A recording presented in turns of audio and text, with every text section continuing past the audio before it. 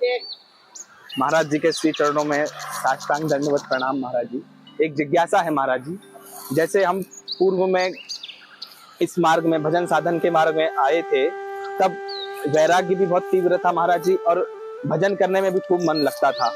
लेकिन अब ये स्थिति हो गई है कि भजन में भी मन नहीं लगता है, और जो वैराग्य अथवा जो जिज्ञासा इस मार्ग में थी वह अब नहीं रही है महाराज जी।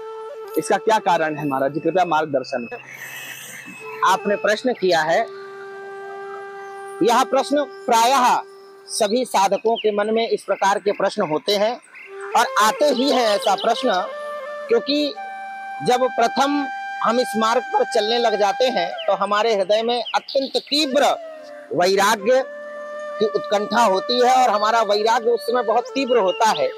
लेकिन धीरे धीरे जैसे इस मार्ग पर हम चलने लग जाते हैं तो हमारा वैराग्य, भजन साधन वह स्वाभाविक रूप से शिथिल होने लग जाता है, ऐसे हमको जान पड़ता है।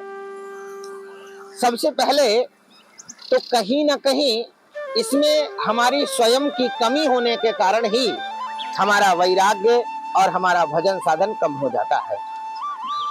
सद्गुरुदेव भगवान एक बात कहते हैं कि अगर आपका मन भगवान के भजन में नहीं लग रहा है तो कहीं न कहीं आपसे भगवत और भागवत अपराध अवश्य में बन गया है। जिस प्रकार का वैराग्य हमारा प्रथम सीढ़ी पर था, आज वह वैराग्य हमारा नहीं है, ना हमारा भजन साधन है, तो कहीं न कहीं हमसे भगवत और भागवत अपराध बन चुका है। इसलिए सबसे जरूरी है, भगवत और भागवत अपराध हमारे जीवन में हुआ है कि नहीं हुआ है ये भी हमको पता नहीं चल पाता है, लेकिन हमारा भजन साधन कम होता जा रहा है, तो कहीं न कहीं अपराध अवश्य हुआ है।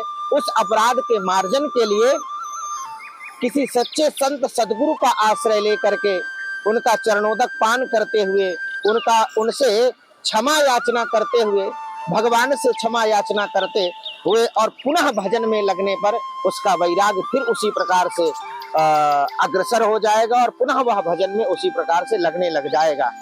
और इसलिए संत सदगुरु के आश्रय में रह करके जो अपना जीवन व्यतीत करता है, उसके जीवन में उस प्रकार का भजन अपने आप बढ़ने लग जाता है।